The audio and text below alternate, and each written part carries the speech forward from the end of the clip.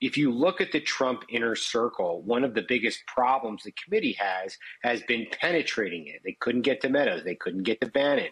At the very least, they're in discussions to talk to Giuliani. And in an investigation in which the committee has focused so much attention on what was going on inside that inner circle, who was advising the president, it's a potential step forward from the stonewalling. Is this simply Giuliani trying to head off a referral to the Justice Department like Meadows and Bannon?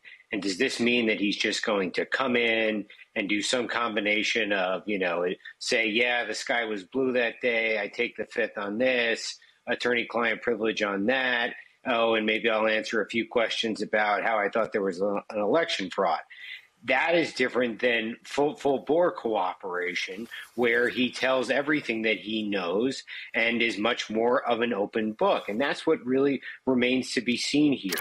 What's up, everybody? Major Retired Richard Ojeda here, and let's just address the elephant in the room. Can Rudy really be turning a new leaf and cooperating with the January 6th Commission because it's the right thing to do?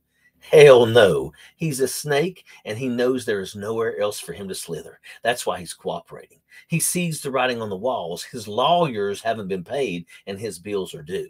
He has no choice, and because that the January 6th Commission needs to also squeeze out every last bit of information. Rudy knows where the bodies are buried, and he's talking. I just hope that they don't give him a really good deal, because I want to see him bunkmates with Donald Trump in prison. Trump's operation works no different than the mafia, an inner circle of a few shady characters as confidants who must pledge a blood oath of loyalty to hide all their dirty deeds until death do they part. The trouble is, when your scams are so dirty, so vile, so un-American, and your confidants are often a bunch of bloodthirsty, backstabbing vultures, or in the case of Rudy Giuliani, an imbecile on top of all of those other characteristics, it spells doom for Trump if the January 6th Commission gets Giuliani under the spotlight. The January 6th committee expects Giuliani to, quote, cooperate fully. And of course, we know what that means with Rudy. He'll do everything in his power, legal or otherwise, to circumnavigate the truth.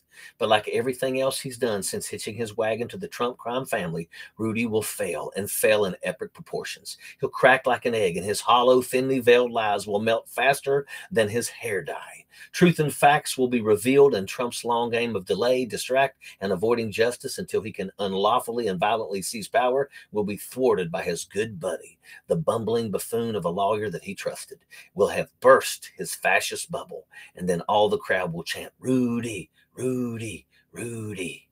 That's what you get, Donald Trump.